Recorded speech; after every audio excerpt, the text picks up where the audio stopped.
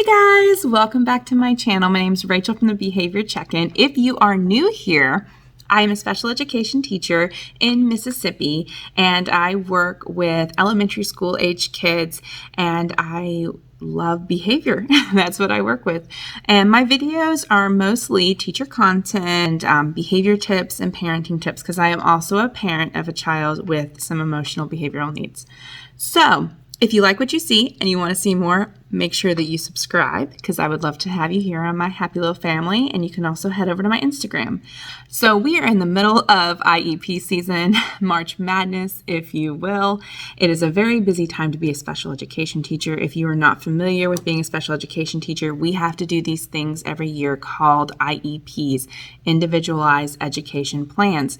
And we write them. I mean, some schools do them at different times throughout the year, but we typically do all of our annuals in March, April, before we do state testing. It makes things a little crazy and a little hectic. We have a lot of writing to do. And if you haven't seen me on YouTube in a while, that's probably why. It has been a very, very busy year. So I haven't had as much time to make my videos as I would like, but I really have been feeling the itch to get back in here and put out some great content for you guys. So today I'm going to talk about those IEPs that we have to write, how I do it. Now, I can't show you exactly how I do all of my IEPs because it's confidential, and if I showed you on my program, you would see names, and that would be a big no-no. So I can't do that. But I can kind of tell you how I set up the process, how I get prepared to write an IEP, how I do it in an efficient way, because SPED teachers have pretty large caseloads. I am primarily an inclusion teacher, so that means I go into the gen ed classroom and push in and work with those kids in the classroom. So I'm busy. I'm in and out of rooms all day. I don't usually have a planning period. Pretty much always have a kid with me, eat lunch with kids, I'm around kids. So I have to do a lot of my paperwork on my own time, unfortunately. That's just how it pans out. Now, my district is amazing, and they do give us 2 planning days that we can work on paperwork. But even so, I don't ever get all of it done. So a lot of it gets done on my own time. So I want to be as efficient as possible. So I've kind of developed a system that helps me move along the way. Now, it's really important to remember the key to IEP is individualized. So that's what really makes them so time consuming. I can't just copy and paste in blanket statements. I have to look at data, the kids' diagnostic testing data, any data that I've done with them through probes and assessments, classwork, information from the teacher and parents to compose this IEP. Oh, I almost forgot. And doctors, if we have that, or therapists involved as well, to compose this individualized education plan. So it definitely is not a cut and dry operation by any means. I start gathering data for these kids. Well, I have it pretty much all year if it's IEP data. We take our diagnostics in the winter, or the fall, winter, and the spring. I do my own probing. I start sending out questionnaires beforehand to teachers, usually in January, or just sit down and interview them. I sit down and interview my students because it's important that they have an active role in the IEP as well, because it is their plan. You don't want to create a plan for a student that doesn't work for them. So their input's important as well as the parents' input is important. It's not just I sit down and think what's best. I really want to incorporate what everybody else sees so that we are coming together as a team. I think the best thing in keeping my IEPs from getting overwhelming is to make a list, and that's what I do. That's my big recommendation. I have a big master calendar that I use inside my trusty Happy Planner. And I have another video that I will link above that I use. I love my Happy Planner. And I list out all of my annual due dates, because it is imperative that you do not miss a deadline. These are legally binding documents. You have to meet the deadlines. So that's what kind of makes things a little stressful for SPED teachers, is because this is legal and you don't want to do something illegal, right? We don't want to lose our jobs or end up in jail. So this is why it's so important. But I write down all of my due dates, and then I schedule out my meetings usually 2 weeks before those due dates in case we have an emergency and we have to reschedule. We have plenty of time, and we are not letting those IEPs lapse, because that's not good.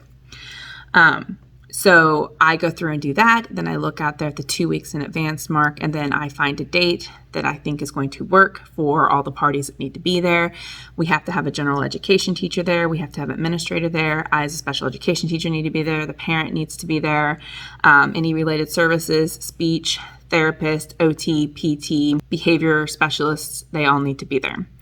And schedule a time, which is also kind of Tetris, getting everybody there. That's the hectic part too, to those meetings, and not running in over anybody else's meetings because we have 3 spread teachers in my building. We typically do this through Google Calendar. And what I did this year is my team and I, we all just sat down and we looked at the calendar and we talked to our gen ed teachers and we found pockets of time that worked for us. And I just went into the Google Calendar and blocked those times out. And then when I started calling parents to set up those meetings, that's when I gave them those available times. And that kept us from scheduling meetings all on top of each other and not being able to get them in. And that helped a lot. Another tip I have, if you can do it, and it really, your state and your district, it varies, but to do extended school year, ESY, in conjunction with your annual IEP, you hold those as 2 separate meetings, but it makes it a lot easier because you get those 2 out of the way. Some districts do them separately, but I like doing them together. I've worked in other districts in other states where we did them separately, but doing them together, I think, is not as overwhelming because I've mentioned in other videos, I am also a special education parent as well as a teacher. So my child has an IEP, and that's multiple meetings that I have to miss work to go to. So the less meetings, if you can do it, the better. Obviously, if you need to have a meeting for something, you do it. But if you can combine some of those things that have to be done into one, I think it makes it a lot easier for scheduling. The second thing I do is I make a list, and I use my planner and I list out all of my students' names, and then I put when I've scheduled their IEP, when their deadline is. I schedule if I held their ESY, if I held their annual, that sort of stuff. Make sure that I have the meeting notices sent out, and I do a checklist because we have pretty large caseloads and we have a lot going on and you miss stuff if you don't do it. And it just makes me feel better to see all my little check marks next to things that I've accomplished. I feel like I'm making a dent because at the beginning of IEP season, I feel like I'm looking up at Mount Everest and I don't know how I'm going to climb that mountain. And every year that I do that, every year I feel this way. So lists and just like kind of brain dumping and putting it all down makes it so much easier for me so that I am not so incredibly stressed out. So I highly recommend that. I think that it's also important to make sure you schedule enough time for your meetings. You want to give parents enough time to ask questions and that sort of thing. You want to make sure everybody in the team has an active voice.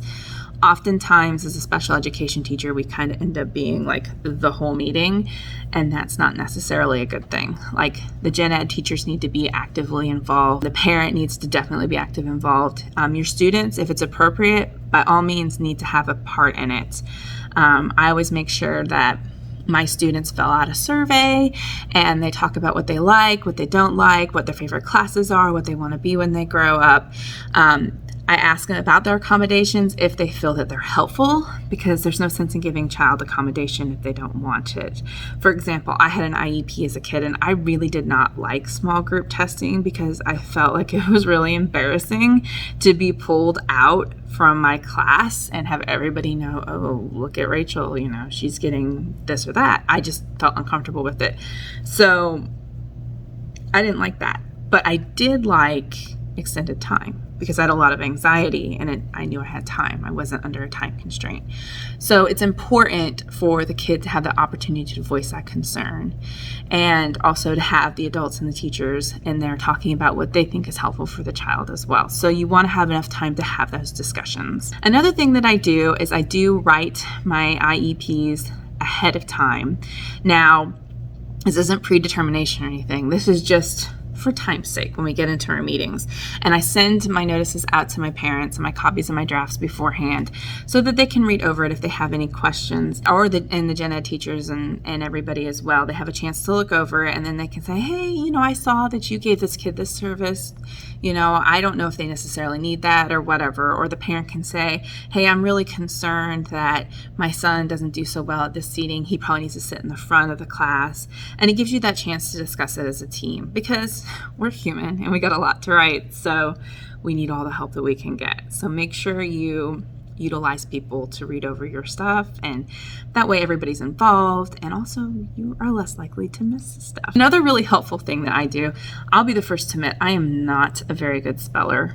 It's just not something I'm good at. And when I'm tired, which I am during IEP season, I tend to make typos. I really love Grammarly. I use Grammarly. It is you can do the free basic service. I also used it during grad school, and I paid for the premium service. I'm not getting sponsorships for Grammarly, even though I would totally love to collaborate because I love Grammarly, but it helps me go in, and it's better than just basic spell check. And our program actually doesn't even have a spell check. So it goes in and checks for like spelling, grammar, usage, that sort of thing. And just kind of helps me feel like I have the right things in there, because it is a legal document and I don't want to mess it up.